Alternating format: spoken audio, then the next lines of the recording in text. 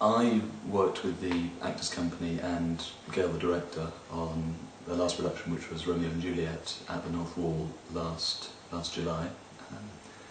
I played Mercutio, and that part, that play, that theatre, that company, I had a wonderful time doing it. So when fast forward to last autumn, Gail phoned me up and said that she was wanting to do another Shakespeare at the North Wall sometime in 2009, and was thinking about doing Macbeth.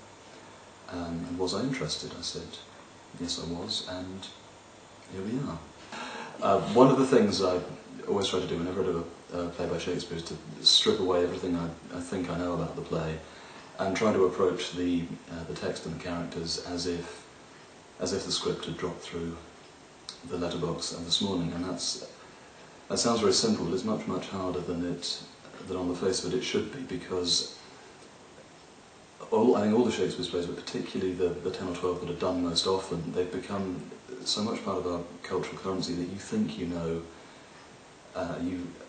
There are things in the plays that you kind of take for granted, that you take as indisputable fact, and they're often nothing of the sort. They're open to interpretation. There's one example from Macbeth. It's become a given, I think, that Macbeth and Banquo are best friends, and there's not actually a syllable in the whole text that supports that. There's nothing that contradicts it either, so they might be very close friends, they might not be.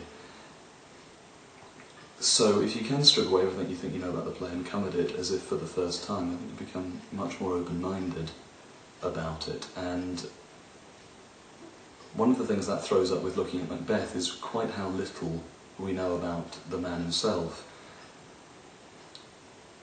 We know that he's Thane of Glamis, that's his hereditary title, and we know that he and Banquo are captains in the Scottish army, and captains possibly glosses better as leaders or commanders, they're generals leading from the front on the battlefield, and they've successfully repelled a two-pronged invasion that's in progress at the start of the play.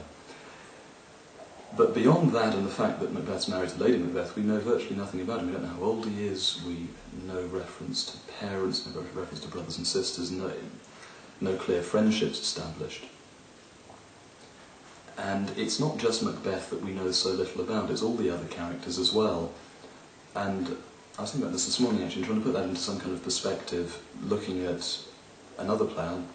So I tried to compare how much we know about Macbeth to how much we know about Hamlet.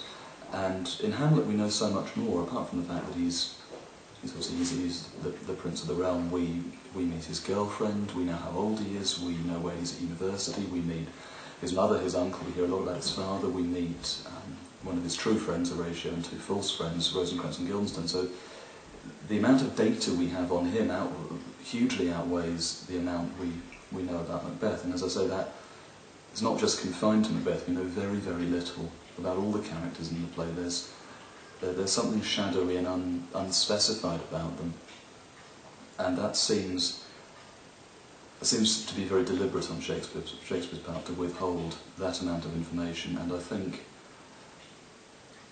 we might be on to one of the reasons why that much information is withheld, and that's something we'll be looking at as rehearsals go on.